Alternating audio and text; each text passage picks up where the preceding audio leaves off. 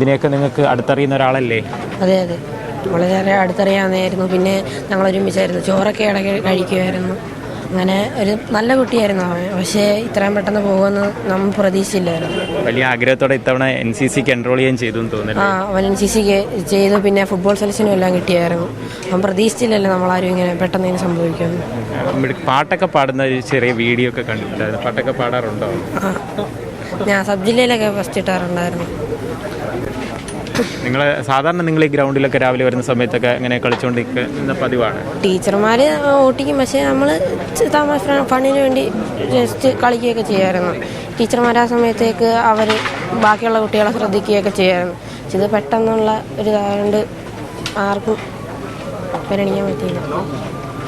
അതായത് ഇവർ ഒരുമിച്ചാണ്, ഈ മോനൊക്കെ ആയിട്ട് ഒരുമിച്ചാണ് ഭക്ഷണമൊക്കെ കഴിക്കുന്നത്. അപ്പോൾ അവരിന് ആ ഒരു സങ്കടം അവർക്കും സഹിക്കാൻ കഴിയുന്നില്ല. ആ ദിവസവും സാധാരണയായിട്ട് നേരത്തെ എത്തുന്ന കുട്ടികൾ ആ ഗ്രൗണ്ടിൽ നിന്ന് ഇത്തരത്തിൽ കളിച്ചിട്ടൊക്കെയാണ് മറ്റേ ക്ലാസ്സിലൊക്കെ കയറുന്നത്. സ്വാഭാവികമായിട്ട് നമ്മളൊക്കെ പഠിക്കുന്ന സമയത്തും അങ്ങനെയൊക്കെ തന്നെയാണ്. അവൻ വലിയ ആഗ്രഹത്തോടു കൂടെയാണ് NCC കേഡറ്റ് ആകണമെന്ന ആഗ്രഹത്തോടു കൂടെ ഇത്തവണ അതിനൊരു എൻറോൾ ചെയ്തു. ഒപ്പം തന്നെ ഫുട്ബോൾ സെലക്ഷൻ ഉൾപ്പെടെ നേടുകയും ചെയ്തു എന്നുള്ള മനസ്സിലാകും. അപ്പോൾ ഒത്തിരി സ്വപ്നങ്ങളുമായിട്ടായിരുന്നു ഇതിനിവിടേക്ക് എത്തിയത്. പക്ഷേ ആ സ്വപ്നങ്ങളെല്ലാം ഒരു പാതി വഴിക്ക് ഉപേക്ഷിച്ചിട്ട് ഇപ്പോൾ മടങ്ങിപ്പോകേണ്ട ഒരവസ്ഥ എത്തിയിരിക്കുന്നു.